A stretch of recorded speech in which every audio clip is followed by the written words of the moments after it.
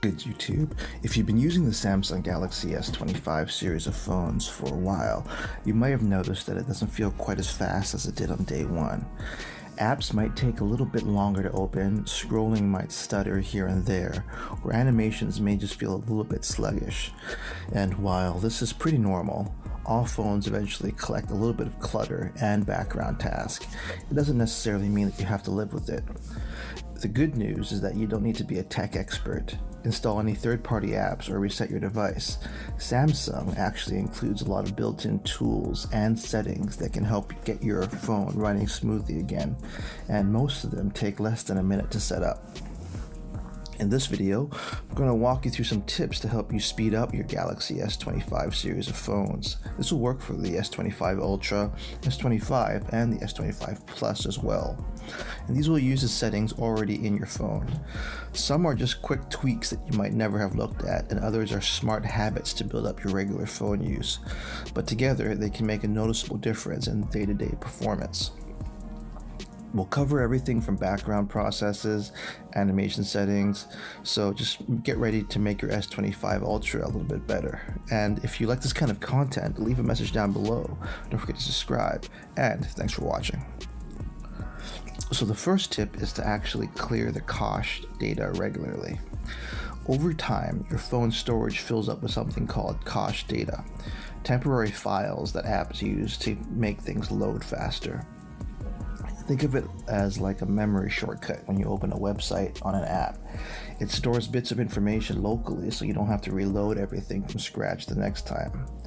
In theory, this speeds things up, but in practice, cache data can pile up fast, especially with apps like Instagram, YouTube, TikTok, or Chrome.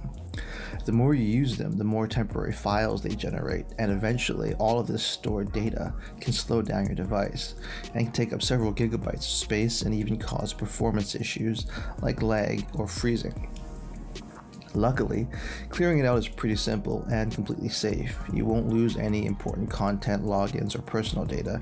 You're just wiping out the clutter. What you want to do first is actually jump into your settings. And then from your settings, you want to scroll down and you want to look for apps. And then from there, you want to go and find the app that you want to clear the cache on. In this case, we'll use Chrome. Once you have the app found in the list, you want to hit the app. And then from there, what you want to do is scroll down and then you want to look for storage. And then from there, you want to hit storage.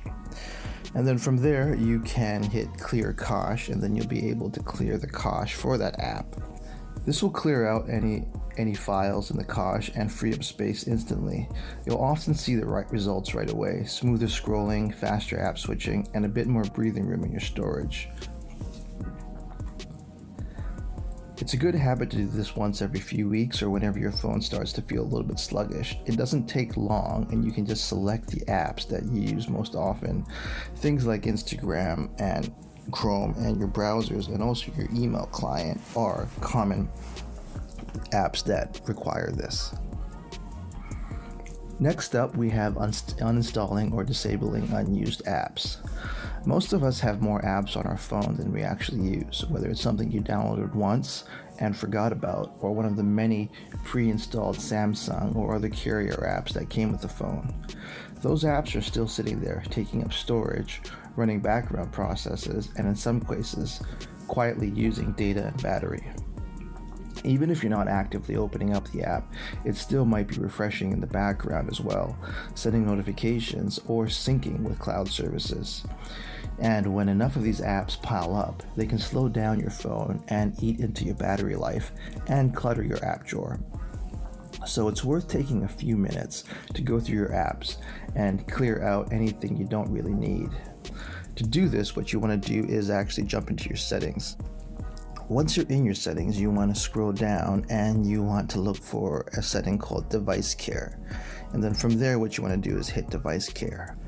When you're in Device Care, you want to scroll down and you want to look for Storage. And then from there, you want to hit Storage.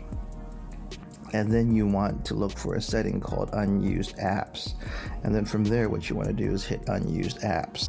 And then from this menu, you can go over apps that you're not using, and you can actually select them individually and uninstall them. Disabling an app stops it from running in the background, and removing it from your app drawer and prevents it from updating or consuming any more resources. You can always re-enable it later if you change your mind. The benefit here is that you're freeing up RAM storage and background bandwidth, which all contribute to noticeable improvement in speed, especially if you clean out or even delete more unused apps. It also makes your phone feel cleaner and easier to navigate. Less clutter means quicker app launching, fewer background updates, and a more focused user experience. Next up is disabling background app activity to boost performance and battery life. Something that often gets overlooked when it comes to slowing down your phone is background activity.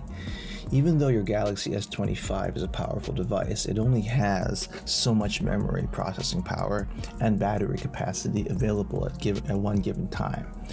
And what many users don't realize is that even when you're not using certain apps, they can still be running quietly in the background, checking for updates, syncing data, and refreshing feeds or keeping location services active. This background behavior isn't always bad. For example, your messaging apps, fitness trackers, or email client might need to run in the background to keep things updated. But the reality is, a lot of apps abuse it. Social media, shopping apps, mobile games, and even random utility tools will often continue to run long after you close them. And all of that background activity adds up. It slows down app launches, uses up RAM, drains your battery faster, and in some cases can even cause your phone to heat up or stutter during everyday use. Thankfully, the S25 series of phones has a built-in system to help control which apps are allowed to run in the background and which ones aren't. Here's how you'll find and fine-tune this setting. First you want to do is you actually want to jump into your settings. Once you're in your settings, you want to scroll down and you want to look for battery, and then from there what you want to do is hit battery. From there, what you want to do is look up background usage limits, and then when you find background usage limits, you want to hit background usage limits. This is the menu where all of the magic happens. You'll see a few categories, and each one lets you control background access in a different way. First up, we have sleeping apps. These are apps that are allowed to run in the background occasionally, but only when absolutely necessary. They're basically put on a light pause. They won't be aggressive with background updates, which helps conserve battery and reduce resource use. This is a great place to put apps you only check once or twice a day. Things like weather apps, or news apps, or certain social platforms that you don't want constant alert from. Next up, we have deep sleeping apps. This is where the real performance gains come from. Deep sleeping apps are completely frozen in the background. They won't run, sync, update, or refresh unless you open them manually. And as soon as you close them again, they'll go right back to sleep. Apps in that list use zero background data and zero battery. It's like they're not even installed until you tap on them and use them.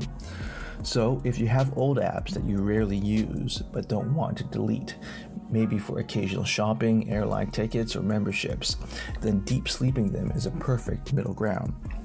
And finally, we have never sleeping apps.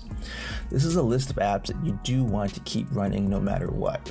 These can be really heavy use apps like WhatsApp or Gmail, or anything that needs to deliver real-time messages or alerts. And don't worry, Samsung doesn't shut these off unless you put them to sleep manually. It's a good idea to review this list and make sure only your essential apps are here. Too many apps in this category can cause performance issues, especially if they're pulling data in the background. So think of this feature as managing your phone's background cast, just like a movie crew. Not every app needs to be on the main stage at all times. Some should be in the background quietly waiting. Others don't need to be involved at all. It's one of the easiest ways to reduce lag, extend your battery, and improve daily responsiveness, especially if your phone feels like it's running too many things at once. And that wraps up our deep dive into speeding up your Samsung Galaxy S25 device. Once again, these should work for the S25 Ultra, S25 Plus, and also the S25 as well.